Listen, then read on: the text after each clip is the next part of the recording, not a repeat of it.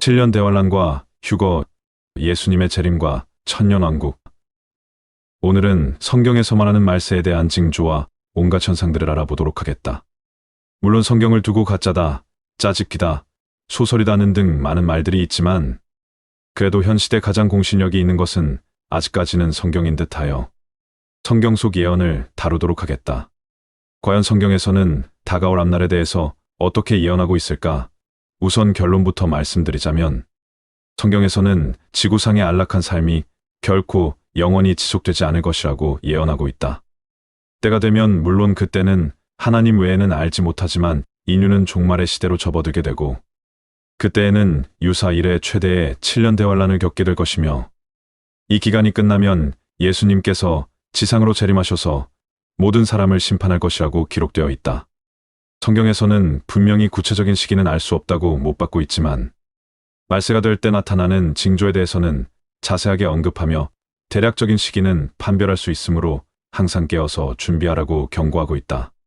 성경에 기록된 말세에 대한 여러 예언의 해석은 다니엘, 에스겔, 마태복음, 고린도전서, 데살로니가전서, 디도서, 이사야, 예레미야, 요한계시록 등 수많은 책에 기록되어 있고 여기에 기록된 내용은 에스겔 38장의 예언처럼 분명한 것도 있지만 요한계시록처럼 온갖 비유와 상징적인 표현이 가득한 예언도 있어 종말론에 대한 해석은 신학자들 사이에서도 첨예한 논란거리로 자리 잡고 있다. 그중 가장 심한 논란거리가 되는 것은 신시한 성도가 환란기를 전후하여 하늘로 들려 올라간다는 휴호인데 이 현상이 7년 대환란 이전이냐, 환란 중간이냐, 환란 이후냐에 따라 첨예한 대립이 있어 왔다. 그러나 성경을 상징이 아닌 문자적으로만 그대로 해석한다면 교회와 성도의 휴거가 7년 대환란 이전이나 환란 중간기 때 있을 것으로 해석하는 것이 현재 대체적인 중론이라고 한다. 따라서 오늘 소개하는 영상에 대하여 일반적인 종말의 해석에 절대적인 의미를 부여하지는 않았으면 좋겠다. 성경을 믿고 안 믿고는 각자에게 달려있으며 또한 해석 구분도 딱히 정해진 것이 없으니 각자 혀제 맡기며 성경 속 말세의 징조부터 소개하겠다. 첫 번째 예언의 시작. 마태복음 24장, 디모데전서, 디모데후서, 갈라디아서 등을 보면 말세가 되면 성경에 기록된 수많은 종말의 징조가 나타난다. 전쟁과 지진, 기근, 전염병의 창궐, 또한 하늘의 이상하고 무서운 징조의 출현과 유대인의 고토 귀환과 이스라엘의 건국. 이때가 되면 적그리스도가 출현한다고 나와 있다. 무엇보다 기독교 복음이 온 세상에 전파된다고 하였는데 지금 시대라면 미디어의 힘을 빌어 이미 전 세계에 기독교가 전해진 것이나 다름없지 않을까 싶다. 물론 인터넷이나 전산망이 깔려있지 않은 오지 마을이 남아있기는 하겠지만 이 역시 조만간 인공위성으로 인해 모두 해결될 것이기 때문에 전 세계 복음 전파는 거에 이루어진 것으로 해석해도 무방할 것으로 본다. 말세의 징조가 더 있어 소개하겠다. 말세가 되면 이단들이 득세를 하며 내가 예수다, 내가 하나님이다 외치며 신을 사칭한다고 한다. 이와 더불어 세상은 날이 갈수록 첨단화되며 발전하게 되는데 이로 인해 세상적인 향락과 쾌락주의가 만연하게 되고 인간성 상실, 선을 행치 않고 불의를 일삼는 행위, 사랑이 식음, 그리고 자식이 부모를 거역하고 부모가 자식을 학대함과 그리스도의 몸, 즉 교회 안에 내주하여 악을 막는 역할을 해왔던 성령이 이 땅에서 잠시 활동이 멈춘다고 데살로니가 후서 2장에 나와 있다. 좀 더 구체적이고 현실적인 말세 징조도 있다. 이때에는 러시아와 아랍 동맹국들에 의한 이스라엘의 침략이 있을 터인데 이 역시 에스겔서 38장과 39장에 잘 나와 있다. 이 무렵을 전후하여 신시한 그리스도인들이 공중으로 들려올림 받게 될 교회의 휴거가 시작될 것으로 추측되는데 이 역시 살전 4장 14절에서 18절과 고전 15장 51절에서 58절, D장 13절에 잘 나와 있다. 그렇게 휴거 기간이 끝이 나고 적그리스도가 세계의 패권을 장악하게 되고 적그리스도가 이스라엘과 7년 평화 조약을 맺는다고 나와 있다. 세계 정부가 적그리스도와 결합하여 그 독재자의 세계 지배의 초기 단계에서 지배적인 역할을 담당하게 되고 하나의 정부를 외치며 각 나라마다 신분인식과 매매수단인 화폐를 통일하는 작업을 하게 되는데 이때 매매수단인 666인 짐승의 숫자인 표를 손이나 이마에 이식하거나 새기게 되는데 이때 이를 받지 않는 사람은 모두 죽임을 받는다. 대환란이 시작될 때 하늘로부터 하나님의 심판이 이 땅에 임하기 시작하고 7년 대환란 기간의 중간 지점인 3년 반 동안에는 일련의 극적 사건들이 발생한다. 이때 특이점들을 간략하게 소개하겠다. 7년 대환란이 시작할 때 하늘에서 7나팔의 심판이 시작된다. 적그리스도가 그 악마적인 성품과 극악한 목표를 드러낸다. 7년 대환란의 마지막 단계에 이르는 또 다른 일련의 무서운 사건들이 있다. 7대접의 심판이 있을 것이다. 앞서 7나팔과는 다른 심판이다. 그리고는 우리가 흔히 말하는 세계 3차 대전과도 같은 아마겟돈 전쟁이 일어난다. 그고 나서야 비로소 그리스도의 천년 통치가 시작된다고 성경은 말하고 있다. 그러나 이대로 쭉 천년왕국이면 좋겠지만 성경에서는 천년 왕국 후에 사탄이 마지막 반역을 일으키는데 그 역시 패배를 당하게 되며 처형을 받게 된다고 했다. 이후 진정한 심판격인 백보좌 심판이 있을 것이고 그 나라는 그리스도에 의하여 다시 하나님께 돌려진다고 했다. 현재의 하늘과 땅은 불타 없어지고 영원한 새하늘과 새 땅이 창설된다고 했다. 여기서 새하늘과 새 땅이라고 해서 지구가 완전 파괴되고 새로운 지구가 생기나 그렇게 짧은 생각을 했으나 이 지구를 폭파시킨다는 것보다는 정화시킨다는 것이 더 설득력이 있을 것 같아 지구 정화로 나름 해석해 보았다. 성경이나 이 영상을 처음 접하시는 분은 이 무슨 황당한 소리인가라는 생각이 드실지도 모르겠다. 하지만 지금까지 살펴본 것처럼 무작정 가짜다, 사기다, 소설다라고만 치부할 수 없는 것도 사실인 것이 성경의 수많은 내용들이 역사적 진심이 하나 둘씩 가르쳐지고 있기 때문이다. 또한 우리가 살고 있는 이 시대에도 상식적으로 결코 있을 수 없는 이스라엘의 건국과 메마른 황무지가 옥토로 변하는 기적적인 예언이 그대로 성취되었고 에스겔서에 예언된 3차 중동전쟁의 서막이 무르익고 있다는 사실을 기억하시기 바란다.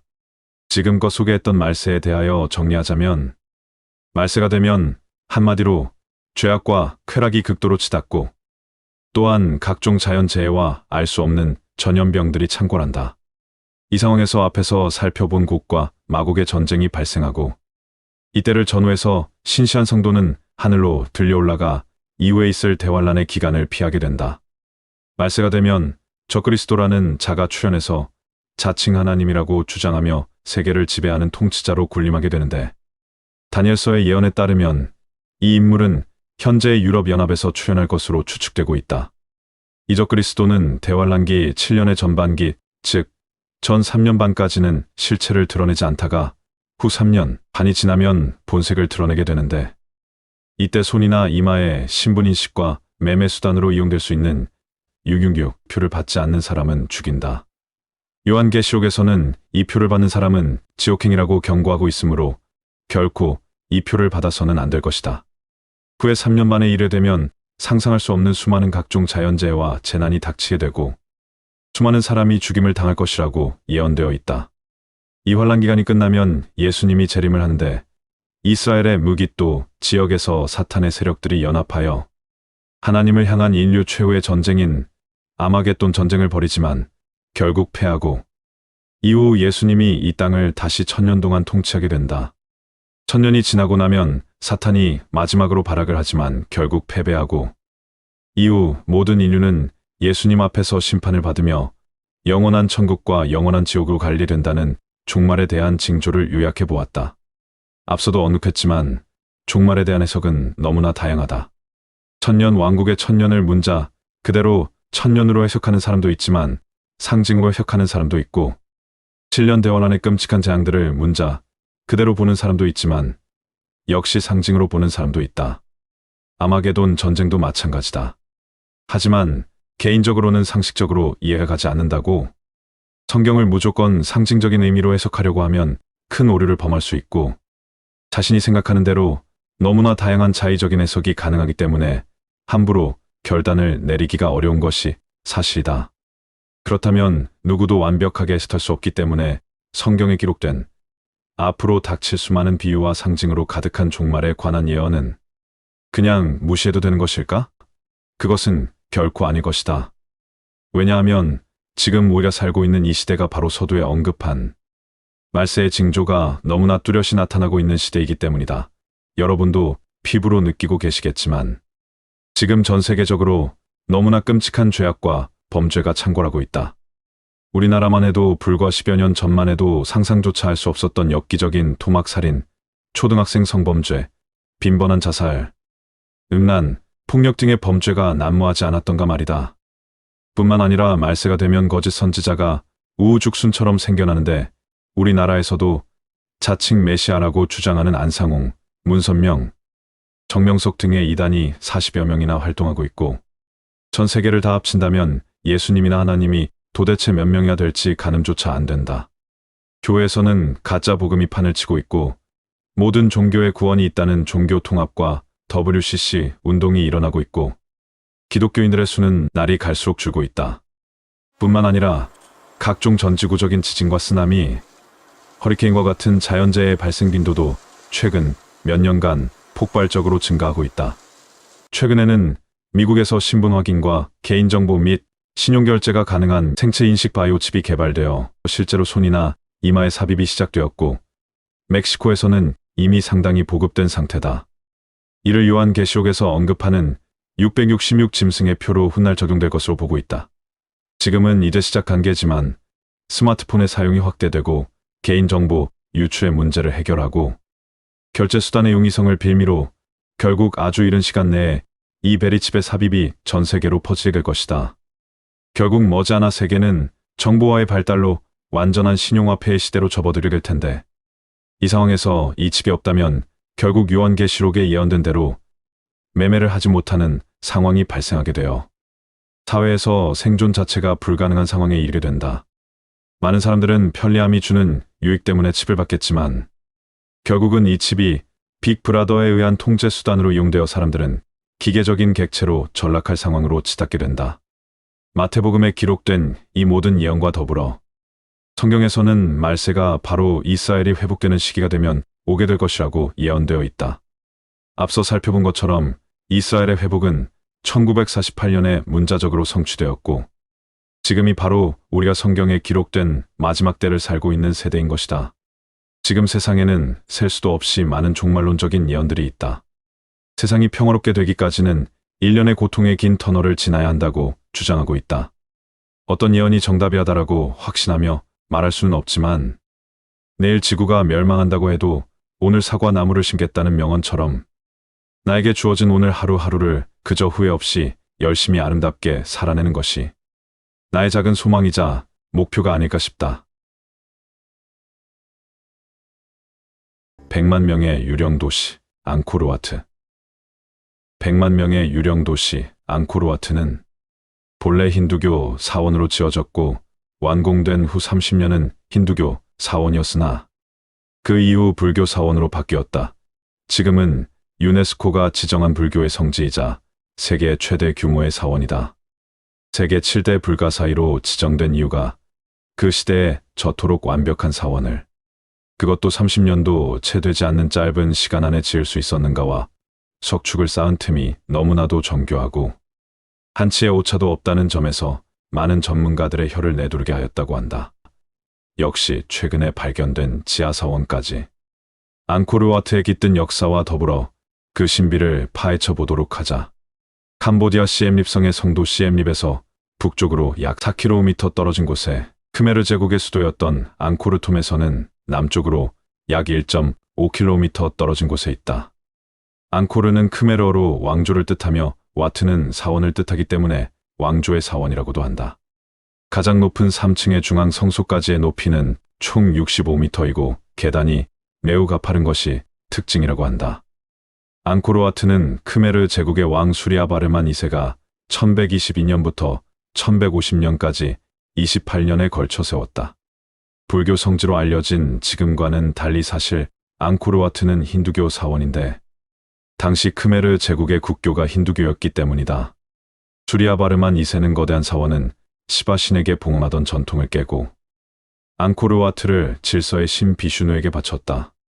비록 수리아바르만 2세는 앙코르와트의 완성을 보지 못하고 눈을 감았지만 앙코르와트는 완공된 이래로 국왕 직속의 핵심 사원이자 크메르 제국의 가장 중요한 사원으로 자리 잡았다. 하지만 앙코르와트가 완공되고 30년도 되지 않은 1177년 크메르 제국은 인근의 참족에게 공격을 당해 치명타를 입었다. 이때 크메르 제국의 수도 앙코르도 참족에게 약탈당해서 크메르 제국은 나라가 휘청거려 망하기 일보 직전까지 갔다. 그나마 중흥군주 자야바르만 7세가 다시 제국을 회복하고 수도를 앙코르톰으로 옮겨 천도하면서 크메르 제국은 기사회생에 성공했다. 이 과정에서 자야바르만 7세는 국교를 힌두교에서 불교로 바꿨는데 그동안 힌두 신들을 그렇게 믿어왔는데도 나라가 망하기 직전까지 갔으니 신앙심이 완전히 떨어져 버렸던 것이라 여기고 자야바르만 7세는 국교를 불교로 바꾸면서 앙코르와트에 있던 각종 힌두교 부조와 석상들도 상당수 불상으로 대체했다. 그러나 안타깝게도 중흥군주 자야바르만 7세 이후로 크메르 제국은 끝없이 쇠락했다. 인근의 태국, 베트남 등에 치이면서 고대의 영광은 온데간데 없고 허구한 날 공격당하는 약소국 신세로 전락하고 말았다. 앙코르에 세운 각종 사원들과 건축물들도 모조리 잊혀졌고 앙코르와트 역시 17세기 말 이래로는 거의 사람이 찾지 않는 폐허로 변해버렸다. 하지만 앙코르와트가 워낙 면적이 엄청난 건축물이라 아예 잊혀지지는 않았고 일본 순례자들이 찾아와 작은 초막을 짓고 살기도 했다. 이뿐만 아니라 포르투갈의 가톨릭 수도자 안토니오 다 마달레나도 1586년에 이곳을 찾아와 방명록을 남겼다. 우리가 생각하는 것처럼 앙코르와트가 아예 사람들의 기억 속에서 완전히 사라진 것은 아니었다는 뜻이다. 물론 앙코르와트가 완전히 사람들에게 잊혀지지는 않았어도 어디까지나 일부 호기심 많은 탐험가나 여행자들이 왔다 갔다 하는 정도였다. 동남아인들을 제외하면 세계 거의 대부분의 사람들은 앙코르와트의 존재조차도 몰랐다. 이렇게 방치된 앙코르와트를 처음으로 서방 세계에 알린 사람이 그 유명한 앙리 무오이다. 프랑스 출신 박물학자 앙리 무오는 1860년에 캄보디아를 탐험하는 과정에서 앙코르와트를 방문했고 그가 쓴 여행록이 유럽에서 선풍적인 인기를 끌면서 앙코르와트는 마침내 다시 빛을 보기 시작했다. 앙리 무오는 이 신전의 아름다움은 솔로몬의 신전이나 미켈란젤로의 작품에 비견될 정도라고 극찬하면서 앙코르와트를 유럽인들에게 소개했는데 이 여행록이 이색적인 신세계에 관심이 많던 당대 유럽인들의 입맛에 딱 맞았기에 엄청난 인기를 끌었다. 앙코르와트는 1992년에는 유네스코 세계문화유산에 등재되었으나 그동안의 전쟁과 약탈로 중요유물 30점 이상이 소실되었다고 한다. 전체 유적지의 70%가 심하게 훼손되었으며 사원 근처의 왕궁에 있는 유물 1000여 점이 도난 및 파괴되는 등 유적지의 훼손이 매우 심각하다. 실제로 해자의 다리와 벽에 기관총으로 생긴 홈을 볼 수 있을 정도로 파괴되었다. 이 때문에 유네스코에서는 문화유산에 등재되기 전인 1982년의 유적지 복구를 위한 조사단을 파견하겠다고 통보하기도 했다. 다만 2000년대 들어서 캄보디아의 치안이 그럭저럭 안정화되고 난 이후 앙코르와트가 사실상 캄보디아의 상징이기 때문에 조금씩 복구와 유지 작업에 시동을 거는 중이다. 앙코르와트에서 복잡한 건축 양식과 함께 빼놓을 수 없는 것이 눈이 어지러울 정도로 빽빽하게 새겨놓은 부조들이다. 대부분 힌두교, 신화나 불교, 설화의 내용들을 1층 회랑벽에 새겨놓은 것들인데 정말 공백을 찾아보기 힘들 만큼 벽에 그득그득 부조를 새겨서 보고 있다 보면 절로 감탄사가 나오는 경우가 많다고 한다. 이 유적이 위대한 이유는 오랜 역사와 웅장한 규모는 물론이고 오래전에 거대한 규모로 지어졌음에도 전혀 손색이 없는 고도의 정교한 건축 기술에 있다. 또한 사람의 손에서 방치되는 역사를 겪으며 덩굴과 나무 등이 사원의 벽을 뚫고 자라나고 있는데 이는 인간의 건축물이 자연으로 되돌아가는 과정을 잘 보여주며 문명의 무상함이라는 불교적 메시지와 인간과 자연이 큰 시간 단위에서 결국 어우러지는 우주의 질서를 몸소 나타낸다. 앙코르와트 건물은 동양으로 지었지만 건물의 축을 정동 쪽이 아니라 시계 방향으로 0.5도 틀었다. 이는 실수가 아니다. 주야평분시, 즉 낮과 밤의 길이가 같아지는 춘분과 추분 무렵 서쪽 통로에서 일출을 보면 땅 위에서 떠오르는 태양이 사원의 중앙 탑 꼭대기를 지나가는 듯이 보인다. 만약 건물을 정동향으로 지었다면 태양이 떠오르면서 남쪽 하늘로 움직이기 때문에 중앙탑과 태양이 틀어져서 이런 광경을 볼 수 없다. 중세 크메르인들의 고도의 지식과 기술력을 엿볼 수 있는 부분이다. 이렇게 12세기 인도 차이나 반도의 대부분을 지배했던 크메르 제국이 건설한 앙코르와트 사원으로 천상 세계를 표현하기 위해 만들어진 사원이라고 한다. 그 거대한 규모와 섬세한 구조는 돌의 예술의 극치라고 할 만큼 아름다워 현대 건축가들조차 감탄을 금치 못할 정도라고 한다. 7톤짜리 기둥 1800개와 돌로 만든 방이 260여 개에 달하고 거대한 인공호수로 둘러싸여 있느니 앙코르와트를 12세기에 만들었다고 하니 과연 7대 불가 사이로 꼽힐 만하지 않는가. 그런데 100만 명에 달했던 대도시는 어찌하여 500년이 넘도록 세계 역사의 뒤편으로 사라져 있던 것일까? 2016년 놀라운 연구 결과가 발표된다. 앙코르와트의 삼림 지하에서 900년에서 1400년 전 번성했던 중세 도시가 발견됐다는 내용이었다. 연구팀은 레이저 레이더인 라이다를 헬리콥터에 달고 비행하며 땅속의 3차원 입체 정보를 얻었다고 했다. 그리고 1901km에 이르는 면적을 조사한 결과 캄보디아의 수도 프놈펜 규모로 보이는 대도시의 도로, 수로 등이 지하에서 발견됐다고 했다. 연구팀은 이것을 12세기에 전성기를 이뤘던 앙코르와트 제국의 도시로 알려진 마엔드라 파르바타의 일부 도시로 추정했다. 에번스 박사는 영국 일간지 가디언과의 인터뷰에서 후기 앙코르 제국의 수도로 보이는 이 도시를 연구하면 앙코르 제국의 붕괴에 대해 더 많은 사실을 알게 될 것이라고 말했다. 또한 여기에는 무서운 전설이 하나 있다.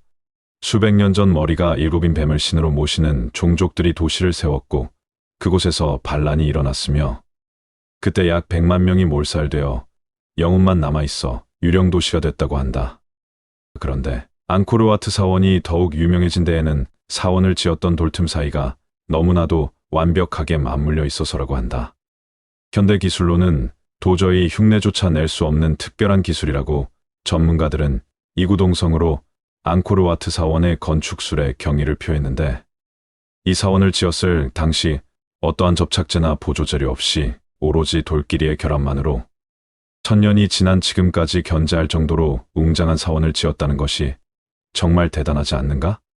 현재 캄보디아 국기에 새겨진 건물이 바로 앙코르와트이며 캄보디아의 상징으로도 불린다. 지금 남아있는 앙코르와트는 앙코르 제국 시절의 원형은 아니다. 원래 목조 건축과 석조 건축이 어우러졌는데 제국 멸망 이후 오랜 세월 방치되면서 목조 부분은 소실되어 없어지고 석조 부분만 남은 것이라고 한다. 지금도 그나마 다행인 것은 과거 목조 건축물이 끼워져 있던 놈들은 그대로 남아있어 건축물의 연구에 많은 도움이 된다고 한다. 그러나 앙코르와트 사원은 태국과의 소유권 분쟁으로도 유명하다. 서로 뺏고 뺏기는 역사가 반복되었던 동남아 특성상 이런 분쟁이 발생하게 된 것인데 실제로 태국은 앙코르 유적이 되고 있는 시엠립 지방을 몇백 년간 지배한 적도 있다. 태국 역시 화려한 앙코르 유적에 눈독을 들인 것은 마찬가지였기에 라마 4세 시절에 아예 앙코르와트를 뜯어서 방콕으로 옮기려 시도한 적도 있다. 물론 캄보디아인들의 극렬한 반대와 자금난으로 실패했지만 나름 태국이 앙코르와트에 미련이 있었다는 이야기다. 반대로 캄보디아는 앙코르와트와 크메르 문화가 나라의 정체성이나 다름없기 때문에 태국에서 앙코르와 관련된 일만 생기면 당연히 거세게 반발한다. 아직도 앙코르와트 사원을 처음 TV 화면에서 접할 때 그 감동을 잊지 못한다. 그 어린 마음에도 웅장함과 신비로움은 이루 말할 수 없었기 때문이다. 그러고 보면 세상은 참으로 넓고 신비로운 것들이 너무나도 많은 것 같다. 앞으로도 공부하는 자세로 세상을 조금씩 배우도록 노력해야겠다는 다짐을 하며 이만 영상을 마치도록 하겠다.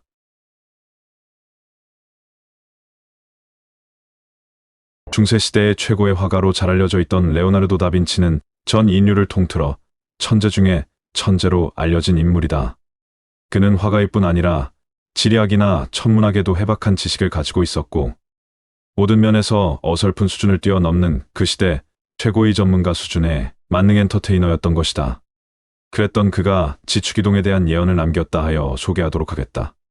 세계에는 노스트라다무스, 에드가 케이시, 남사고 등을 비롯 바바방가와 타르빅 등 동서양 남녀할 것 없이 유명한 예언가가 많이 알려져 있다. 그러나 중세시대 최고의 화가로 많이 알려져 있던 다빈치도 예언을 남겼다는 사실을 아는 분들은 극히 극소수에 불과하다. 중세 유럽의 천재 다빈치가 남긴 미래 예언에는 지구의 멸망과 새로운 문명의 탄생에 관한 내용이 있다고 한다.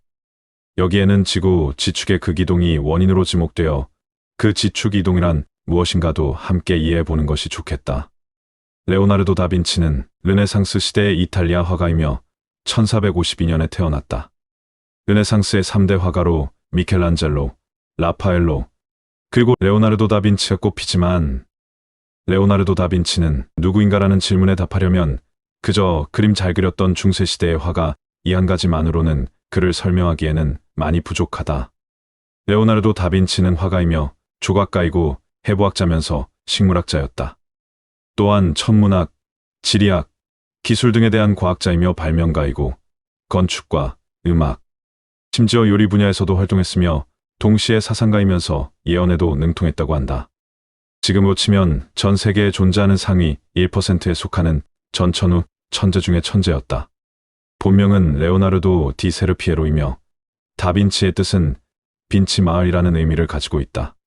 그러니까 레오나르도 다빈치란 빈치 출신의 레오나르도라는 뜻이다. 워낙 천재로 유명하다 보니 비밀결사 조직인 프리메이슨의 그랜드 마스터라는 음모론도 있고 일명 다빈치 코드라고 해서 레오나르도 다빈치의 그림을 비롯 학서지나 연습했던 메모지 등 전반부로 그가 했던 곳곳에 숨겨둔 예언으로도 세간의 주목을 받게 된다. 댄 브라운의 다빈치 코드에서도 수많은 비밀 코드들이 발견되었는데 그 중에서도 레오나르도 다빈치가 그린 최후의 만찬에 숨겨져 있다고 했다. 지구 종말의 미래 예언도 역시 최후의 만찬에서 나온다. 미국의 바티칸 학자 갈리치아에 의해 미래 예언 코드가 있다는 주장이 나온 것이다. 세계적인 대작인 최후의 만찬을 보면 예수 그리스도의 머리 위에는 반원 모양의 장식이 있다. 여기에 점성학과 라틴어 알파벳으로 레오나르도 다빈치가 예언을 암호화하여 예언 코드를 그려놨다는 주장이 예언설의 배경이다. 12궁도와 24개의 알파벳을 교묘히 숨겨놓아서 지구 멸망의 내용을 말하고 있다고 한다. 일설에 의하면 16세기에 레오나르도 다빈치가 지독한 악몽을 꾸고는 그 내용을 적어 놓았다는 것인데 과학적으로나 역사적으로 증명된 것은 아니다. 레오나르도 다빈치의 예언에 나오는 지구 종말 내용은 이러했다. 4006년 3월 21일에 시작되는 대홍수로 인하여 대재앙이 오며 그해 11월 1일에 현재의 인류는 멸망하고 새로운 인류의 역사가 시작된다는 것이다. 아직 시간은 남아있기는 하지만 지구 리셋을 반드시 해야만 한다는 이야기가 된다. 또 다른 연구가에 의하면 성경에 나오는 노아의 홍수처럼 지구상의 생물들이 대부분 멸종한 후 살아남은 몇몇의 인간들이 다시 처음부터 역사를 시작한다는 주장도 있다. 결국 지구 리셋이라는 공통점에 이르고 있다. 지구 종말을 연구하는 사람들의 주장 중에 대홍수 주기설이 있는데 인류 문명은 주기적으로 멸망과 발전을 반복한다는 것이다. 다빈치의 지구 종말에 대한 다빈치 코드 이외에도 다빈치의 글들 중에 직접적으로 멸망될 때의 상황을 설명한 것도 있다. 이탈리아의 역사가 드아라우조는 레오나르도 다빈치의 글 중에서 예언에 관계되는 글들을 모아서 미래 예언 풀이를 했다. 그 해설서에 의하면 지구의 환경이 급격하게 변하여 인간을 비롯한 생물들이 떼죽음을 당하는 것으로 나온다. 이런 지구의 멸종 사건은 이미 과거에도 있었다. 약 2억 5천만 년 전의 페름기에 일어난 대멸종으로 약 2만 년에 걸쳐서 전체 생명체의 98%가 멸종한 것으로 연구되고 있다. 지구는 수많은 멸종을 거쳐왔다고 한다. 그 중에서도 제일 커다란 멸종으로 5대 멸종으로 구분짓는데 이 시기에 일어난 멸종은 대멸종 중에서도 5대 멸종으로 가장 큰 멸종이라고 학계는 말하고 있다. 이때 해양 생물종의 약 96%와 육상 척추동물의 70% 이상이 절멸했다고 한다. 드아라우조가 밝히는 레오나르도 다빈치의 예언에는 바닷물의 높이가 산보다 높아지고 하늘을 향해 올라와서 사람들의 집을 덮친다는 구절이 있다고 한다. 이것이 만약 쓰나미를 표현하는 것이라면 매우 큰 지각 변동이 일어난다는 것이고 만약 해수면 상승이라면 온난화나 기상이변으로 빙하가 녹았다는 것으로 예상할 수 있다. 현재도 지구온난화로 인해 극지방의 빙하가 점점 녹고 있다는 걱정을 하는 중인데 만약 북극과 남극, 그린란드 등의 모든 빙하가 녹으면 해수면은 60m나 상승하게 된다. 그렇다면 서울, 도쿄, 베이징 등이 모두 물에 잠기게 된다. 레오나르도 다빈치의 미래 예언 중 다른 구절에는 땅이 뒤집히고 반구가 반대 방향이 될 것이라고 해석되는 구절도 있다고 한다. 여기서 주목할 것은 반구가 반대 방향이 된다는 것이다. 그 다음 구절에는 지축의 대이동으로 격변한다고 한데 이 표현은 아프리카의 하늘이 유럽의 하늘이 되고 유럽의 하늘이 아프리카에 있게 된다는 무시무시한 구절로 설명을 더하고 있다. 즉, 지구의 지축 이동설에 나오는 것과 유사한 내용이다. 과학적으로 증명된 것은 아니지만 문명 반복설을 주장하는 사람들은 지축의 이동도 주기적으로 일어나는 반복 현상이라고 설명하고 있다. 예언의 해석 구분을 조금 더 살펴보면 모든 환경이 거대한 변혁을 한다고 한다. 지구의 중앙으로 이동했다가 하늘로 이동하고 남쪽 부분이 추운 북쪽으로 이동하며 동쪽이 서쪽으로 바뀔 것이라고 되어 있다는 것이다. 이것을 알기 쉽게 설명한 부분이 있는데 가령 주전자에 물이 반쯤 채워진 상태에서 주전자를 흔들게 되면 그 속에 있는 물이 한쪽으로만 흔들리는 것이 아닌 좌우 양쪽 할 것 없이 위아래 따지지 않고 사방팔방으로 인정사정 없이 튀어오르는 것처럼 지구 역시 지축이 흔들리게 된다면 그 현상처럼 해수면의 물들이 걷잡을 수 없이 무서운 공포로 다가올 것이라고 했다. 레오나르도 다빈치 예언이 정말로 드아라우조의 해석대로라면 끔찍한 대멸종의 시대가 올 수도 있다. 과학적인 증명은 아직 없지만 에드가 케이시, 남사고, 루즈 몽고메리 등 유명한 예언가들도 극이동에 대해 경고를 했었기 때문에 레오나르도 다빈치 예언이 더욱 섬뜩하게 다가온다. 지구 지축 이동설이란 레오나르도 다빈치 예언과 다른 예언자들의 예언은 지구 지축이 이동한다는 점에서 극이동설이란 무엇인지 궁금하게 한다. 20세기 초부터 널리 알려진 극이동설은 찰스 앱굿 등의 학자들의 연구에서도 나타난다. 열대 동식물의 흔적이 극지방인 그린란드에서 발견된다거나 빙하의 흔적이 인도, 아프리카 등에서 발견된다면 이것은 오래전 과거에 지구의 축이 이동했다는 것을 짐작하게 한다. 이것은 고기화학이나 고지구자기학 등에서 나온 학설인데 지구 탄생 이후 적어도 200회 이상 극이동이 있었던 것으로 보고 있다. 지구는 회전을 하기 때문에 낮과 밤이 생긴다. 그 중심을 자전축이라고 하는데 현재 지구는 23.5도만큼 기울어져서 회전하고 있다. 그리고 이 축의 북쪽 끝과 남쪽 끝에 북극과 남극이 있는데 극이동설이란 이 극점이 이동한다는 것이다. 어떤 사람들은 7만 5천 년마다 0도로 바로 섰다가 23.5도로 바뀌는 주기적 변화를 한다고 하고 어떤 사람들은 이 시기에 지구 자기장의 변화도 일어난다고 한다. 초자연주의자들과 종교단체에서도 극이동설은 관심의 대상이 되고 있으며 과학적으로도 극이동이 관찰되고 자료가 수집되고 있다. 하지만 아직까지는 증명된 것이 아니라 조사 중에 있는 이론일 뿐이다. 레오나르도 다빈치의 예언보다 확실하게 극이동을 예언한 사람은 에드가 케이시와 루즈 몽고메리다. 이들의 주장처럼 실제로 극이동이 일어난다면 정말로 재앙 수준의 일이 일어날 것이다. 레오나르도 다빈치가 아프리카의 하늘과 유럽의 하늘이 바뀐다고 한 표현은 남극과 북극이 바뀌는 수준이니 엄청난 변화가 아닐 수 없다. N극과 S극이 바뀌는 동안 지각 변동과 천재지변이 계속될 것이다. 빙하가 다 녹거나 동물들이 멸종하고 화산 폭발과 지진이 증가하며 자기장의 변화로 극한 환경 변화가 생길 것은 불을 보듯 뻔한 상황이다. 에드가 케이시는 극이동이 일어날 때 일본과 캘리포니아가 침몰하며 대양의 한복판에 새로운 대륙이 융기할 것이라고 했다. 레오나르도 다빈치의 예언 중 바다가 하늘로 향했다가 사람들을 덮친다는 내용이 이것을 의미하는 것으로 해석되고 있다. 지축 변화와 극이동에 의해 지진과 쓰나미가 생물을 죽음으로 몰아넣을 것이라고 한다. 지구 종말에 즈음하여 인류는 70분의 1 정도만 살아남을 수 있다고 한다. 아직 과학적으로 확실시된 것은 아무것도 없지만 공포를 주는 지구 종말 시나리오인 것만은 틀림없다. 원래 예언이란 것은 지나봐야 맞는지 틀리는지를 알 수 있으니 말이다. 이와 같은 맥락에서 이태리의 역사가이며 예언 연구가인 파비왈 드아라우조가 최근 선택된 예언들과 예언가들이란 저서에서 레오나르도 다빈치의 지구 멸망에 관한 예언을 정리하여 소개했다. 19세기 말 다빈치의 원고에서 발견돼 프랑스와 영국에서, 그리고 이태리아 포리스미, 노벨레, 에프로페지에 처음 발표된 소량의 예언록 구절들을 파비오가 영어로 풀이했다. 예언 내용은 미래에 발생할 지축 변화에 따른 지구 멸망에 관한 것들로, 파비오는 다빈치가 언급한 미래에 일어날 자연의 대재앙이 오늘날 문제되고 있는 지구온난화 현상과 관련 있는 종말 예언이라고 주장했다. 그렇다면 다빈치의 지축이동으로 인한 종말 예언을 정리하면, 바닷물이 산꼭대기보다 더 높이 올라와 하늘을 향할 것이며 바닷물이 사람들 집을 덮칠 것이다.